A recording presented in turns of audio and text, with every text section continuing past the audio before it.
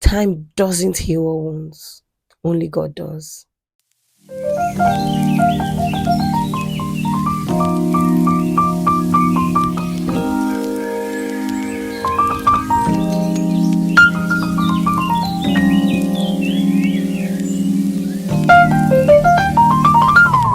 Hi everyone, it's Pelsh Baby. Welcome back to my channel. Ta-da! And this is Doing Life with Pelsh Baby. So we are covering everything: lifestyle, fashion, beauty, faith, because it's a faith-based channel.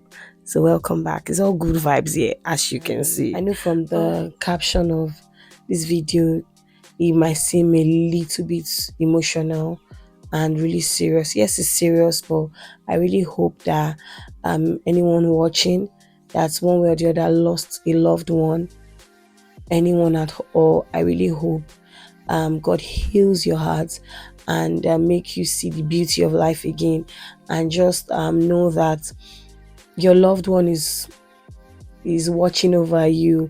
Your loved one knows that you care about them, and I really hope we can help each other, because that's why I chose to talk about it. It's taking me, I think, this long to really talk about, because I've not put myself in that space where I think I wanted to talk about it. But yeah, that's what this channel is really about: doing life with each other.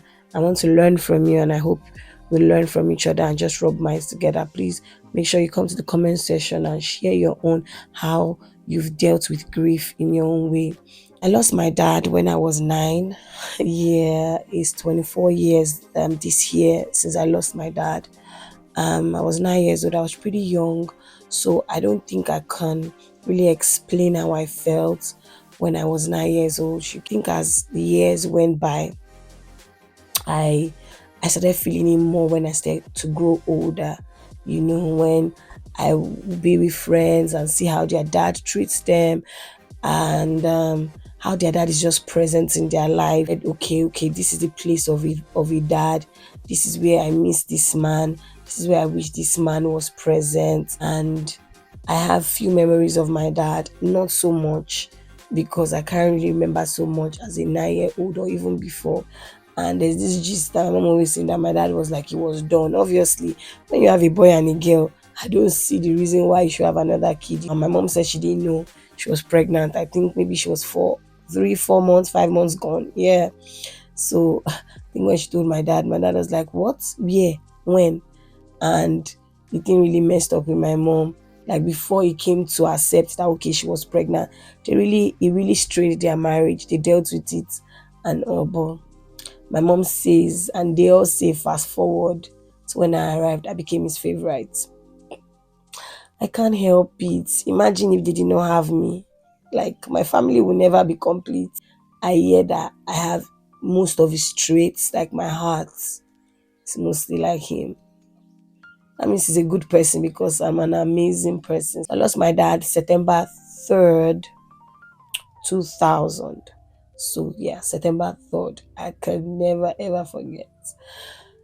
So how did I deal with that grief? Like I said before, I wouldn't know when I was at that age, but as I began to grow, it began to hit me more each year.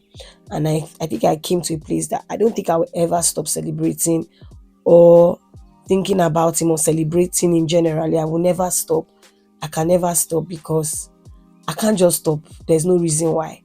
Everybody deals with things differently. So that's one person in my life that is really close to me that I've lost. But because I was young, I can't really tell. I can't really go into how I was shocked, how I dealt with it, you get. And secondly, I lost my aunt. That's my mom's younger sister also.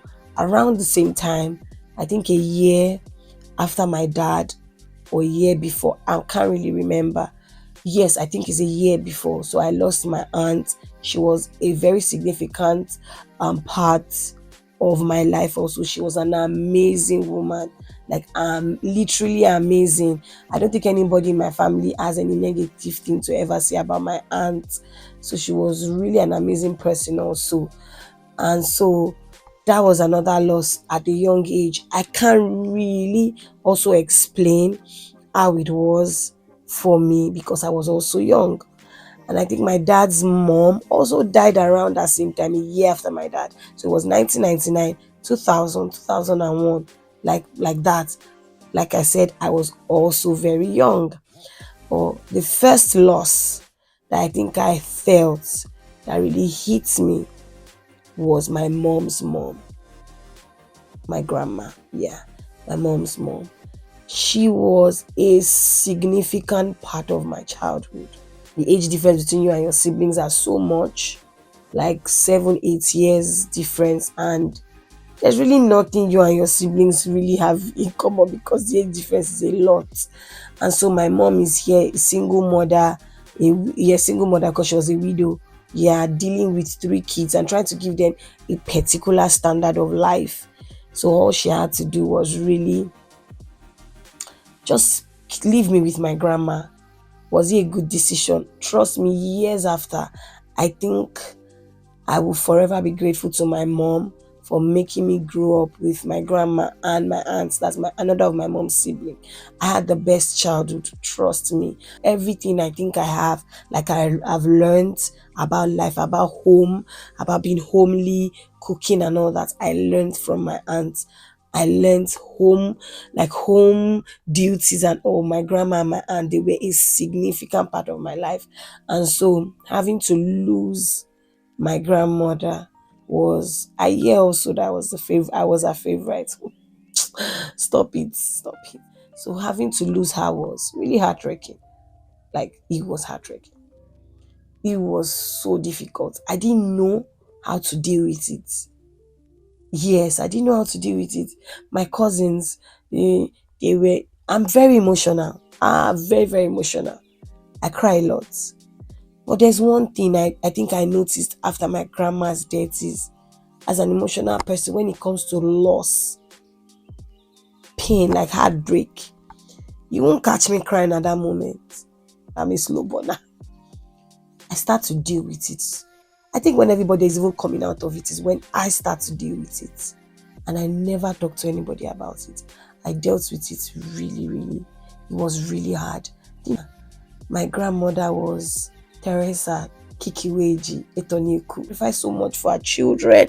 So sometimes when I see the things that my mom does, and my mom is always for me, and she and my grandmother are not very close, I'm like, see this woman, everything you are, everything you do for your kids, you learned it from this woman. I grew up with amazing women around me. I'm not surprised that I'm a strong woman because I grew up with strong women.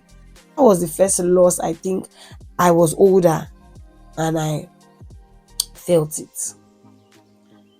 And now that's when I realized how I deal with loss. Let people learn how to deal with their own grief, their own loss. So because it was new to me, I didn't know that okay, this is how I deal with my own grief, how I deal with loss. So I didn't talk to anybody about it. I'll just be on my bed randomly, I'll be crying. Didn't tell anybody. It was really hard. Then moving forward, my friends around me, my friend lost her mom. We're closer now than I were then, but she was a very good friend of mine. I got close to her through my best friend. If it was me, I didn't know how to, oh, how are you dealing with it? It's years later, she told me how she dealt with loss. Everybody and how they deal with loss. Some people depend on alcohol. Some people become angry, anger issues. And this is me not giving excuses for this simple. We are all different. We deal with things differently. So I think we should just leave room for people and how they deal with grief and loss. To be totally honest, so it's hard already that this person will not be there for you again. You will never ever see this person again. And some people will now sit in their high horse and be like, it's okay. God that gives takes. We know that God that gives takes. But let this person deal with it with the way they want to. Fast forward again, another good friend of my mom died of cancer. She was an amazing person to my mom, amazing person to the family. That death hit me. Never talked about it because I'm like, And I start playing because our eldest daughter, we are age mates, and we're good friends. And I play this thing in my head. You see, because I'm an overthinker, I have this scenario in my head. How will these people get past this? How will these kids get past it? Like, none of them were married at that time. Who will be there for them when they start raising their kids? Who will be there for them? So that's how I felt for my friends that lost their mom all at that period. And I'm like, how are these people dealing with it? But there was one thing that I did not know how to do. I was not always like, go and meet them. Because I don't think I want anybody to do that with me. One thing they don't know, I don't have to tell them. I always go to God in prayer. You know this, I know how you feel. Trust me, I will never use that for them. Because it's only my dad that I lost when I was young. God forbid, my mom is still alive. I don't know how they feel. So I go to God, I'm like, God, please help these people to heal their hearts. Make it lighter. Make it lighter for them. Because we don't know how these people are dealing with this loss. Make it lighter for them. Heal their hearts. Help them to deal with this grief. Don't let them question you. The minute you start questioning God, that okay, if you say you love me so much, why did you take this person from me? It's already hard. Don't let them question your existence, question that you love them. Those are the kind of prayers I was praying for my friends at every phase in my life at that time. Oh my God. When I remember them, I see a picture, I just say a word of prayer. Then I might not be able to remember everyone around me that lost somebody, but these are the ones that really stayed somewhere in my head because I was close to these people and they kind of had different impacts in my life. Fast forward to 5 years ago. Yes, 2019. I think for the first time, I felt loss. I felt grief. All the losses I've had when I was much younger now came to play 5 years ago. This first time I'm talking to anybody about it. I lost a very dear friend of mine 5 years ago. Okay, I'm going to flash back to how this person, I think, kind of won my heart and took a place in my heart. We went to the same school, we were doing the same course, but we were just hello, hi, classmates and all that. In I think 300 level, we had more mutual friends in each other's rooms. So I always went to the room and we always had stuff to really do talk about. Always also make some slight comments, kind of look alike and all that because we had big eyeballs and all. I think I said gravitating more towards her. I said seeing the big heart of a person that she was. That was in 300 level. 400 level, we now were in the same room. We were bunkmates in our final year. And our final year was one of like the longest year. No, it was not the longest year, but it was long because I went to a federal school, went to Unilag, so it was pretty long. So imagine like it was like a year plus being bunkmates. She used to call me Bunky Lee. I was up, she was down. So this is the place where we actually bonded and knew virtually everything about each other. She was the last born of her family. We were born in the same year. Our elder sibling was a man, same as mine. Was living abroad, same as mine. Our elder sister was I think 6-7 years older than us, same as mine. So we had so many things in common. The only thing is that both parents were alive. Just my mom was alive. So we began to understand each other so well. She understood me. Don't touch my bed, leave my things the way it is. When you take my things, replace it. Those basic, touch my things. When you touch it, replace it. When I touch it, replace. So we had gone past all the basic level. I've never really had a basic fight with her that we go weeks without talking. Never. That's how easygoing she is. That's how simple. These friendships they are so easy. So no, nothing at all. That's how easygoing she was. I'm telling you. So we already gone past that. We graduate from school service year and all. She stayed closer because she was staying closer to school. So we were always in her house. Our family opened doors for us. We got closer. And all this since 2015. So within 2014, 2013 to 2019, that was the best 6 years. So basically, I spent 6 years of friendship knowing this person that I really, really wished I got to grow old with. I'm getting married. She's on my bridesmaid. She's definitely on my bridesmaid. She listens. She was very expressive. Bonkili will randomly, when we are chatting or we talk or something, when we have scolded each other, I've corrected, she'll say, I love you, Sha. Like, I love you too. Very expressive. It was the hardest day of my life. I'm not going to go into how she died, but because it's sad, because she was sick for just a few days. Days, oh, days. To show you that it was not a big deal. We didn't even know, our close friends, And I got a call. I was in my other friend's place, and I got a call that she died. That she never died. Oh my God. I said I was not going to get emotional, but I ran. I drove the car like a mad person because it was Bagada Hospital. So I drove the car. My shoes were by the car. I was walking barefooted before I remember. And they point that's the ambulance. Her body is in there. I move closer to the ambulance and I see her leg.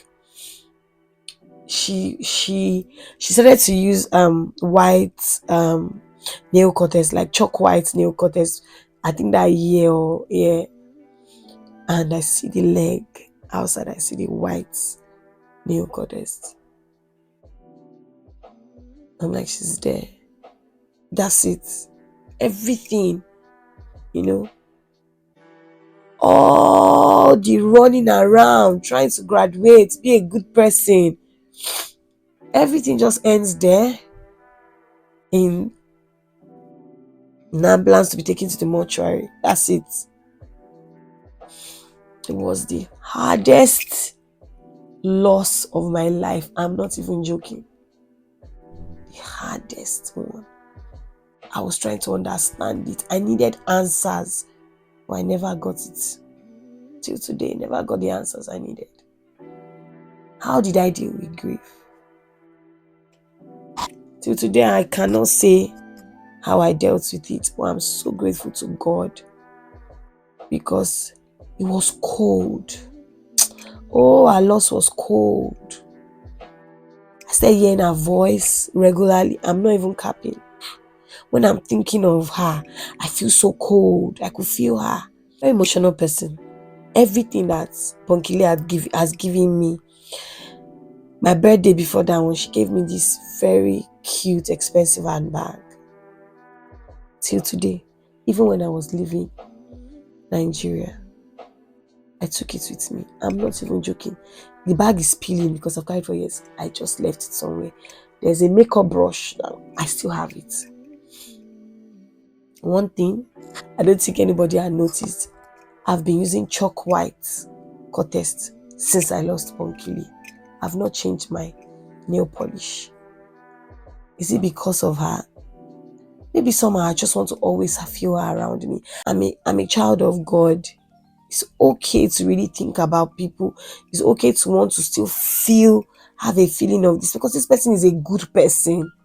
I don't want to ever lose the memory of this person. No, I don't want to ever lose it. That's why I think I told myself so that I will always, every year, I choose to celebrate her at my own will, not for anything. I don't even need anybody to come to me and comment and say, oh, sorry. I do it for myself, just to remind myself of this amazing person that opened her heart and opened her house, opened her love, opened her friendship to me. And she was love personified. Oh, Sheun was love. So I choose to celebrate her every year. It was 5 years this year. And the thoughts of her just makes me smile. Like, this was the definition of Chop Life Minister. How did I deal with grief? Till today, I can't say this is it. The things I have of her, I've kept it. So I thought I was not very okay doing that. So when I moved to the UK, My friend that lost her mom when we were not so close, that we became really close. She has an hair dryer of her mom, really old, really old. When you are using the hair dryer stops working. You wait till it cools down and it picks up. I gave her this look and she's like, it was for my mom. Oh, immediately I could relate. So those are I think it's like pictures, videos. No, I'm not letting it go. Anyhow, anybody wants to do with their own son, them. Me, this is what we still have left. So hold on to it.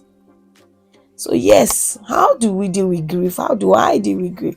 I think memories of this person and even tangible things of the person that I still have with me, I hold on to it. So the loss of my friend Oluwaseun Adekole brought memories of, oh, so this is what it will have felt like if I had remembered my feelings about losing my dad, my aunt, my what. And I could put it side by side with losing my grandma, that's my mom's mom. I'm like, oh God. And I asked God, please, I don't ever want to feel this way again. Yes, I know everybody's going to die, but we no more untimely deaths. The funny thing is that she died October 2019. 2 months later was my closest friend, my baby mama, was her wedding. And I had to be happy. I'm the one plan. I had to be happy for the wedding and also be dealing with loss. You see, it's crazy. I don't know. I would just, whenever I remember, I lock up. Because she was supposed to be at that wedding. She was going to buy a baby. She paid for bridal shower. I'm not even happy. I would just lock up. I would lock my feelings up. It was a year later that I really did sit down and just get in tune with my emotions. I want to hear from you guys that's ever lost somebody. How have you dealt with grief? Is there really a way to deal with grief? Like I said in the beginning, I think it's only God that can really help you make it lighter. It won't go away. It will always be there, but it will make it lighter. And from my heart to everyone that's ever lost somebody out there, I pray that God makes it easy for you. God will give you the fortitude, the strength to bear this loss, to carry on. May you never for once sit back and ask, where is God? Where was God when I lost this person? If you love me so much, why didn't you keep this person? I pray God will heal your heart in Jesus' name. Make it easy for you and every one of you in your family, your loved ones. Make it easy for you. I pray that you find that joy again, to laugh again. Because this is me, 5 years later, just celebrating the amazing person that my amazing Bonkili was. I'll ever lose that 6 years of friendship. I will never, ever stop celebrating her. I will never stop talking about her. Because trust me, those kind of friends, they are very, very rare. Keep resting every of our loved ones. Keep resting in peace. And we know one day we'll see to part no more. When God calls every one of us home at old age, in Jesus' name. Thank you all so much. Thank you all so much for watching. Comment, subscribe, and don't forget to turn on the bell notification. Till next time, this is Doing Life with Pelsh. And of course, I'm Pelsh Baby. Mwah.